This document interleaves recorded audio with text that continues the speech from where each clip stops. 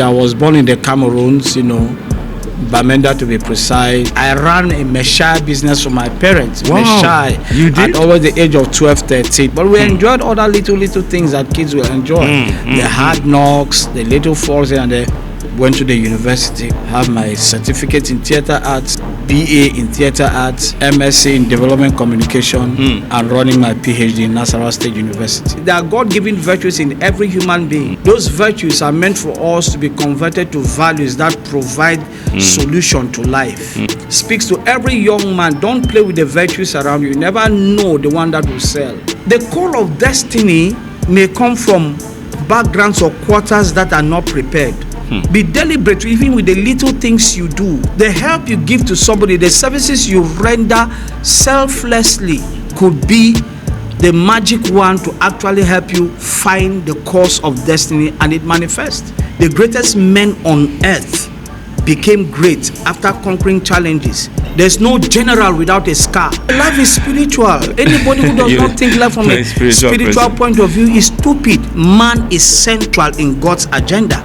I make bold without fear or favor to appreciate what President Bola Ahmed Tinubu, the initiatives and incentives in the creative industry now. It has never been this nice. But let us not define the industry from big box offices and some which are not realistic. And that when you say box office is big, the person, the PA, can relate to it by virtue of what comes to him. Don't ever abort process. The beauty of life is in the process. In the process. If you jump up, you will come down. You will come down. If you grow up, you will stay up. If all you think of being in the industry is because you have money, you have a production, you can talk to people anyhow, treat people, if that is what it's all about, then get out.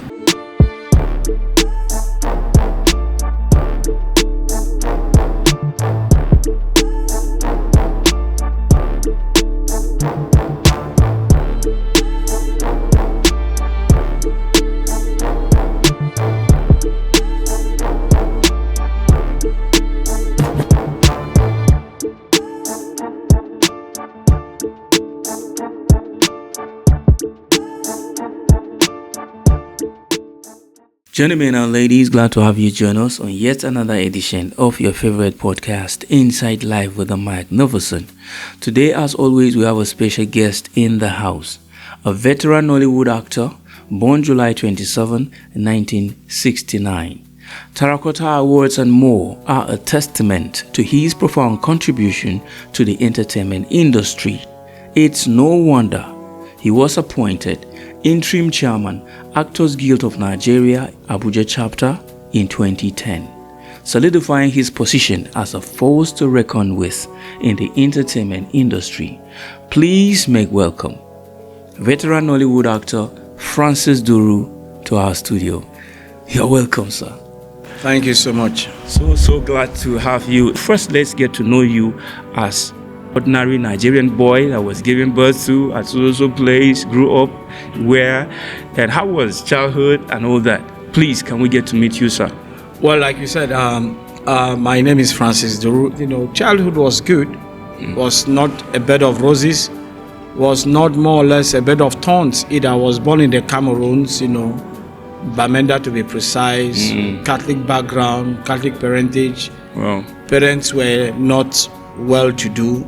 But again, my parents were able to send us to good schools, from primary to secondary. And that background created so much that I'm enjoying today. Very prestigious school. The Sacred Heart College, Mancon, is one of the best schools in the Cameroon, especially in the Northwest Province. And St. Joseph's College, St. Joseph's Primary School, Big Mancon.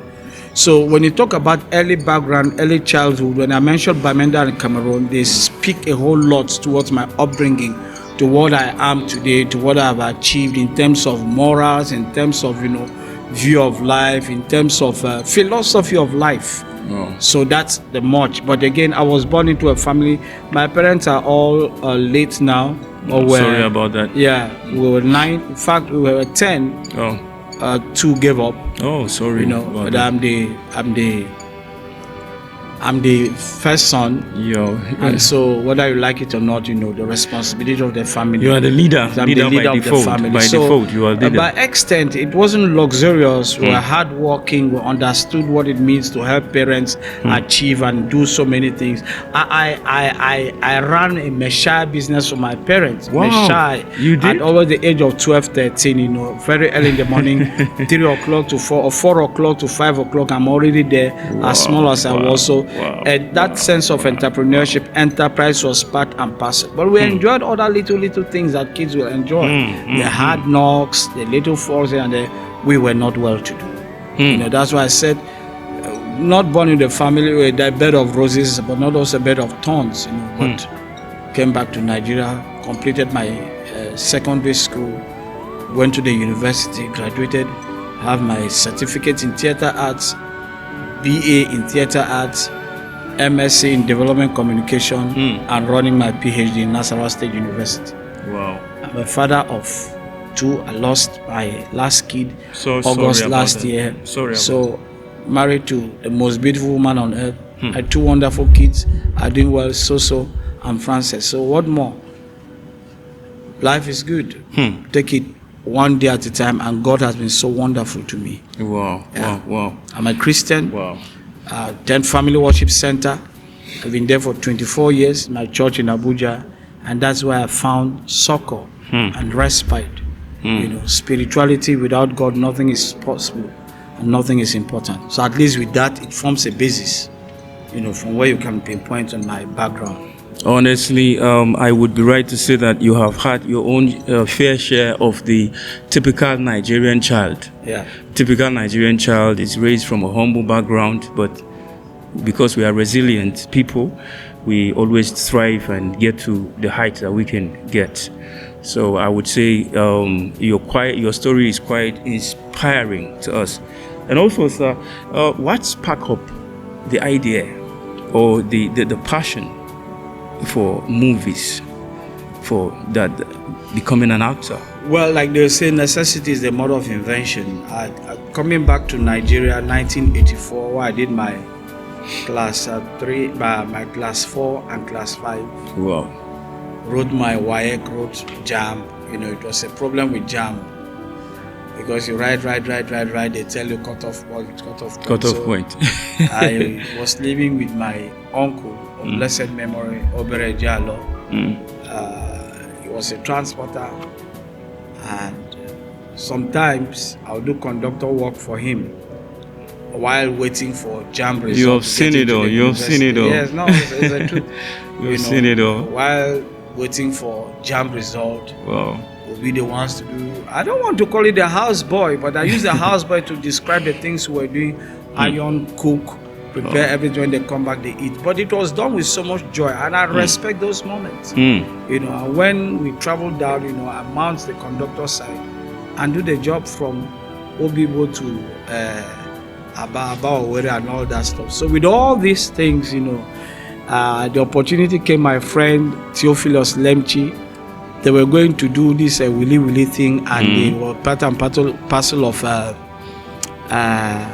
production company, Setter Production. So on this day, I followed them to see what they were doing. And lo and behold, one guy did not come for one bit they were doing. Okay. And they needed somebody who can make an acquirable man. Okay. And I used to do all those things because as a kid in the Cameroons, I love the Zebediah thing, so I could mimic from Zebediah to Claros and everybody. So that was a little spark. So the Zebediahs, they were actually the tonic, they were the inspiration that actually sparked this process. So the moment I played that role, I played it well. That is how it started. From that moment, 1989, the rest is history. 1989, straight to University of Port Harcourt, started my certificate course. Till today, the rest is history. That's how the journey began. Wow. So, wow. It's life to me. Definitely. And I thank God for everything. If it was a mistake I made, I want to make that mistake all over again. No regrets, in other words. No regrets.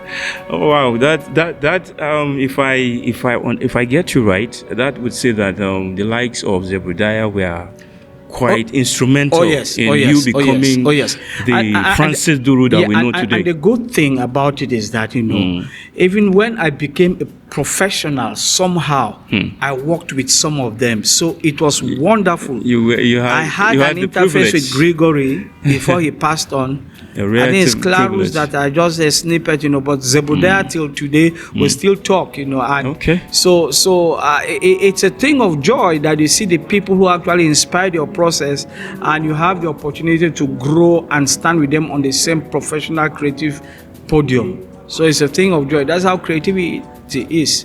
You do well, you stand with the best. You had an opportunity that came to you unprepared. You only went there for something else, and because someone didn't turn up, and the person had to be replaced, and then you got the opportunity. That goes to say you had to push yourself. Well, I don't think it's pushing myself. I think when destiny calls, there's nothing you can do to Were you somehow ready? Is that what you're saying? I wasn't ready. I wasn't ready. But again, when you say being ready, it's a two-way thing. Okay. You could be ready without being prepared. When you pick up talents, you don't know when they become expressive. You don't know when they become useful. Yeah. So if I had not taken out time on my own, play those characters and all that stuff, when this opportunity came up, it wouldn't have found me ready for it. You get the point? So I was ready by virtue of the fact that I did not know what I had acquired over the years. I never knew the virtues I've picked, which speaks to every young man. Don't play with the virtues around you. You never know the one that will sell. There's certain things. There are God-given virtues in every human being. Those virtues are meant for us to be converted to values that provide solution to life. There's nothing God puts in you which is a mistake. Everybody who was born in the image of God was born with a deposit of divine benefits. Divine deposit. So there's divine deposit in every human being. Sometimes it manifests by chance, opportunities, play. The things you readily toy with around. People say, that guy begin, sing here. You go to say, meanwhile, the guy did not go to school, but that's a divine virtue. So opportunity, chance, people will take you to manifest. So for me, I acquired it not knowing that was actually a pointer to my destiny. So when I followed my friend that particular day, I just followed him to go and see what they were doing. But lo and behold, opportunity presented itself. And I had prepared not knowing I was going with it. Let me just go and waste time. Don't forget the operative word here is waiting for jam result. Not having anything to do in Obibo. Wow. So we could go, okay, let me see this thing that you people are doing. And lo and behold. So the call of destiny may come from backgrounds or quarters that are not prepared. Did David in the Bible ever know that he was going to kill a Goliath? No. He never knew. No. But there was preparedness. Yes. He killed a bear. He killed this one. He had been going for errands. In the course of those errands he went, he was building himself with experience. And when that opportunity came, and that is life. He said inside life, and that's what people should look at. Be deliberate even with the little things you do.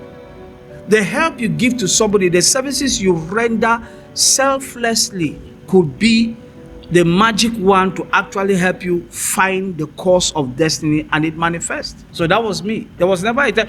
Reading theater arts or being an actor was never part and parcel of what I wanted to do. It was law, literature and English and all that stuff, mass communication.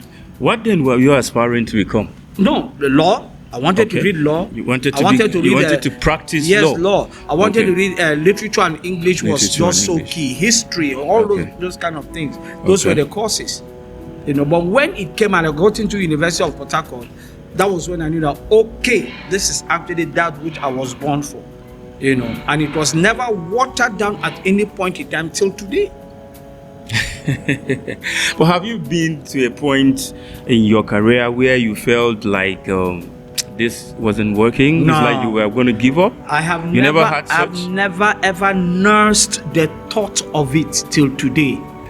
Theater is life, acting is life. This is what I was born for.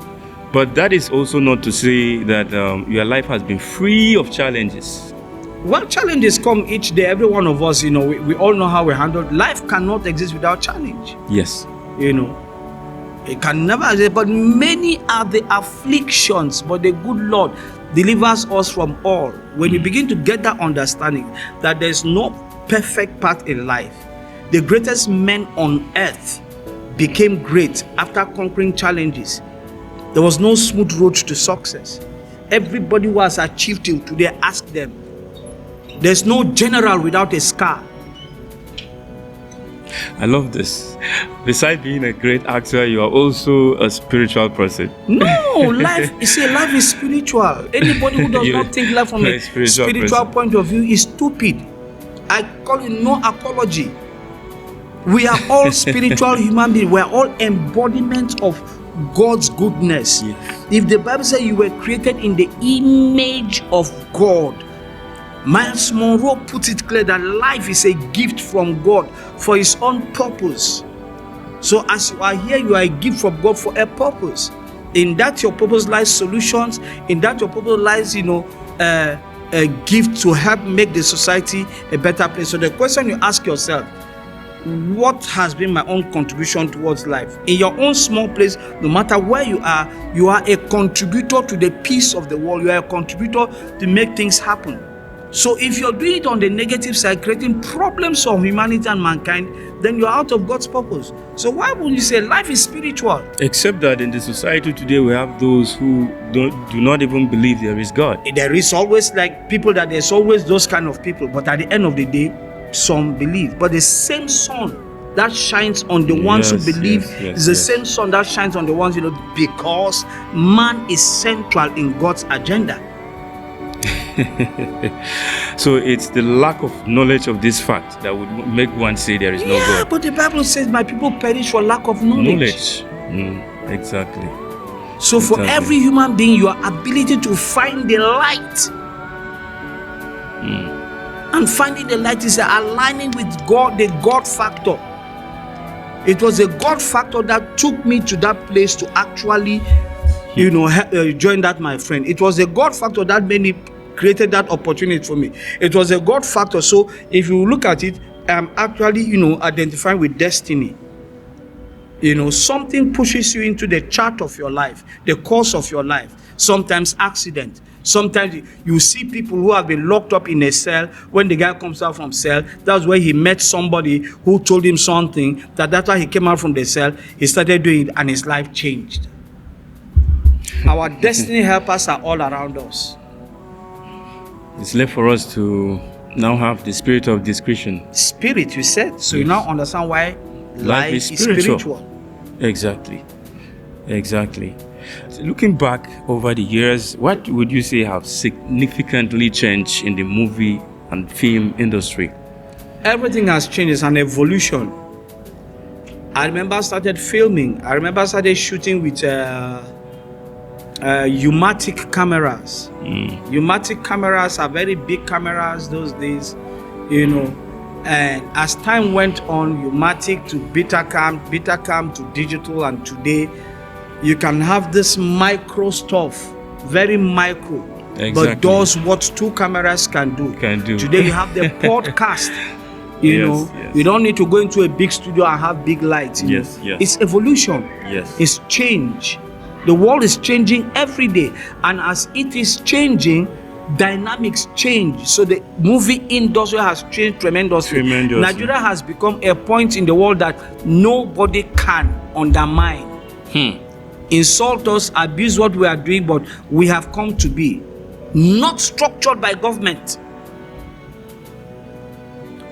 But that is it speaks to the sense of enterprise the creative natives of the creative industry in Nigeria have been able to build, to the point now that government begins to say, okay, we must assist this thing and grow from it.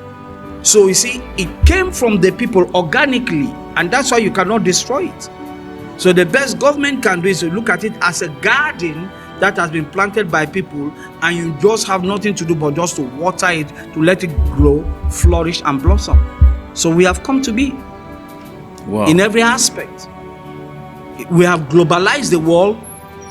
We are the pivot of the continent, whether you like it or not.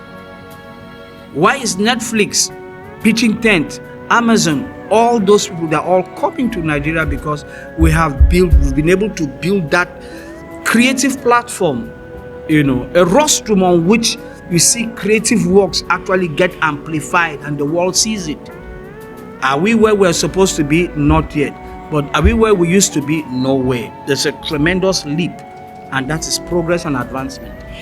Tremendous leap, of course, there is in the movie industry. And of course, at this point, we will have to take a short break and come back, right back with you. You know how with this on your favorite podcast, Inside Life, with your boy, Shayin the Magnificent. Sit back, relax, and don't forget to subscribe and also turn on your notification button. And that way, whenever we drop a content, it will definitely signal you and you will never miss out on it. So stick to your sets.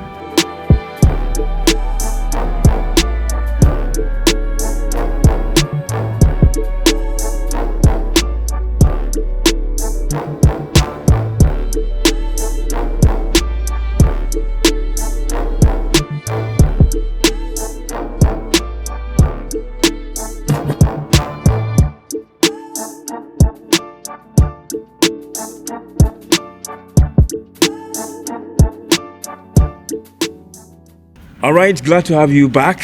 It's still on your favorite podcast, Inside Life, with Shayin the Magnificent. And of course, we still have the movie veteran. I'm talking about Francis Duru of the Nollywood. Of course, he's still here in the studio with us. Sir, we would like to know, what's that one challenging experience that you've had over the years in your career that is so memorable that you can never forget? What's that moment for you? Well, I don't think I wanted to say this, but there's nothing as challenging as seeing your child die in your presence. Oh my God, that is sorry the death about that. Of my beautiful 15-year-old son, Ifani, my lookalike, who passed on August last year. Sorry. It's the worst moment of my life, the most challenging of my life. Best. And till today, I'll tell you that I'm just healing, and the family is just still healing. But you see, like our job is next to the job of the soldier.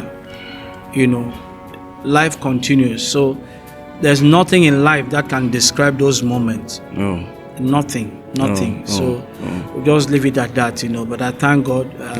Is resting in the bosom of the Lord is in a better place, and we give God thanks for parenting him for 15 good years without him bringing stress to us or anything. We give God thanks. Okay, moving on. What would you say the government could do in order to further the cost of the movie industry? Well, I'll tell you the truth. After Jonathan, Goodluck Ebele Jonathan, after his incentives in the movie industry, I make bold, without fear or favor, not trying to do eye service, to appreciate what President Bola Ahmed Tinubu, the initiatives and incentives in the creative industry now. It has never been this nice. And I say this not because, I'm a big fan, but again, I think one thing thumbs up to the present administration. Yes. I think there's a robust presence of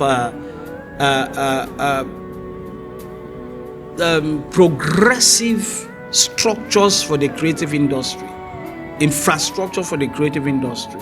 And it's a bit here. There are some persons are actually making good use of it, but the one thing I'm begging is that let it spill all over and be from bottom to top, and let it not be something which will be like an exclusive preserve of the people at the top.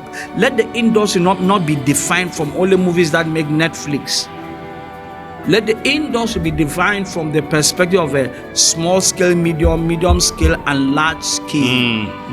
Let us not define the industry from big box offices and some which are not realistic. And now when you say box office is big, the person, the PA, can relate to it by virtue of what comes to him.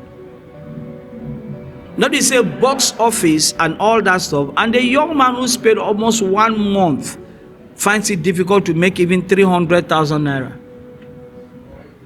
That should not be the definition. The definition of success is that as the person who invests makes the money, let it trickle down to the last person. Very true. That we must identify. But for government, truthfully, and some of these projects are working. I'm seeing it, like the office of the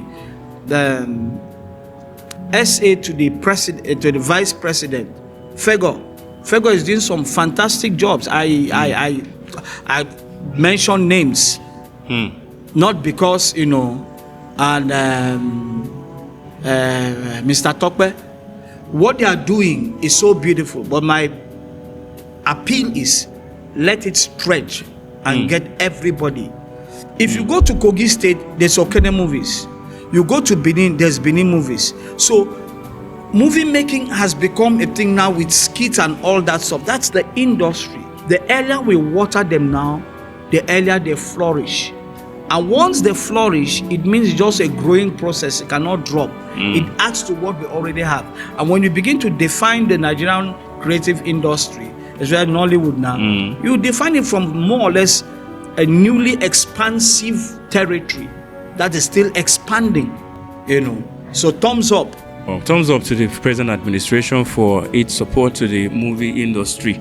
Of course, which of the films in your catalog that stood out for you?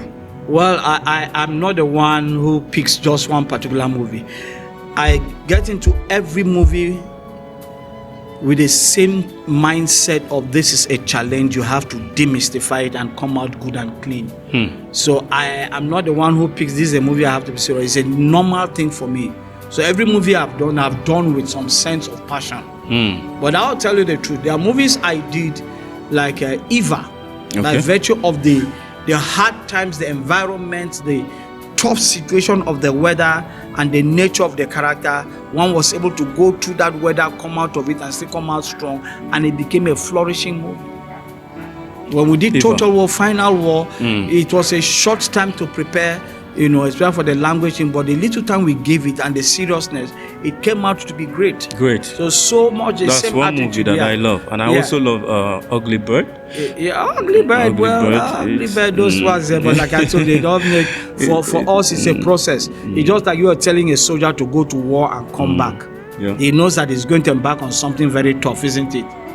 He knows that he's not going for siesta. Definitely. Isn't it? Definitely. He knows he's not going for disco club. Definitely. So as he's going, he has something in mind. I'm going to face bullet. Is it that I take or I give? It's as simple as that. Isn't it? Abi? It's as simple as that. Okay, it's still wonderful having you here in the studio with us. Just before we round off, if you are to sit a Gen Z and school him or her, especially one who is aspiring to become an actor, such as yourself, what would be your advice to him or her? Well, not if I am.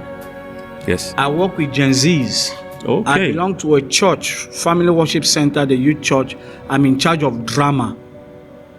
And for 24 years, we have molded a whole lot of them, and they have come out strong.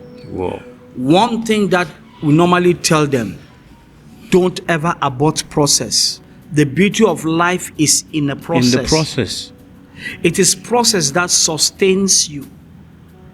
It is process that makes you stand strong. It is process that makes you grow into generations. And if you must step into process, it means you must be humble. It means you must stoop to conquer. It means you must learn. We always counter the learning process, the quick now mentality, where you plant a corn seed in the morning, you want to harvest it in the afternoon, and you want to eat it in the night. It will purge you. To purge you, definitely. It won't even so work. The concept is not simple. Possible. If you jump up, you will come down. You will come down. If you grow up, you will stay up. You will stay up. Wow, this is deep. Yes. As simple as this sound, is very deep. Yeah, that's if you jump, you will definitely come down. But if you grow, you stay up. You stay up. I've never heard this. Well, I just told you. This is deep. This is deep, honestly. Okay, and then finally,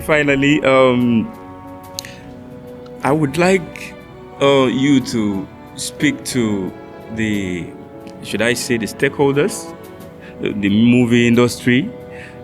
What is it that you think, if you are to sit with the whole stakeholders, what you would share with them as in terms of what you think is lacking that should be? Well, I'll tell you the truth. Yes. Dignity of labor. Dignity of labor. Is it lacking in the industry? It's lacking. Okay. You have people who are just mean in a creative process simply because you want to make money. Okay. Demigods. If you cannot respect the persona, the persons who worked hard, right from the guy who pulls the cable, who helped you in building your success. If all you think of being in the industry is because you have money, you have a production, you can talk to people anyhow, treat people, if that is what it's all about, then get out. Dignity of labor. The production process is, every creative process must have a deep sense of humaneness and must speak to humanity. Respect humanity. Don't say because you are an executive producer, you are a demigod, people can't talk to you. Don't also say because you are an A-list actor, you are a terror. That if it must not be your way, don't also say as a producer, because you have paid the actor, you want to subject them to different kinds of ill treatment and use the opportunity to exploit people. Don't also say because people are desperate because they want to be on set, and you manipulate them, use their energies, use their efforts, and at the end of the day, you pay them peanuts even with Get Out, and you are stupid. It is shocking to know that things like this actually happen. I say it without apologies. Who know like I make a hog transformer? Come and meet me. Wow. There's a level of the way decimating people because they are part and parcel of the creative process, and you treat human beings as if they are useless.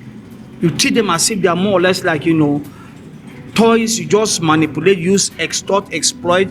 People who work for you, find it difficult to pay them their little stipend, and even when you want to pay them, you pay them with abuses and insult. Toy with people's sweat, and then we are quick to announce the big box. Let's respect humanity and the dignity of labor. The dignity of labor. The chain is a sacred chain. Everybody, there's symbiotic relationship between each and every person. The PA is as important as the A-list actor.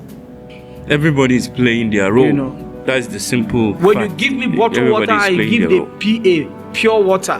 What do? You're telling me it's a nobody. It's a nobody. Is that dignity of labor? No. It doesn't take anything if we all do it right. Okay. We are products of nature for nature. And if nature has not been bad to us, why can't we be good products of nature? Because the next human being is nature itself. Wow. And I say this not to sound nice. I say this to sound the way I know it is. We should help ourselves. We should be one another's keeper, our brothers' keepers. Yeah. So, this is where we would be drawing the curtains on today's edition of your favorite podcast, Inside Life. And of course, we've had here in the studio the legendary Francis Duru of the Nollywood. Of course, he's been here with us, sir. Thank you very much for coming. God bless you. The Lord bless you. Thank you. I'm so glad you understand that you squeeze time to come. I have to run. Thank you, sir. All the best, my brother. Thank you.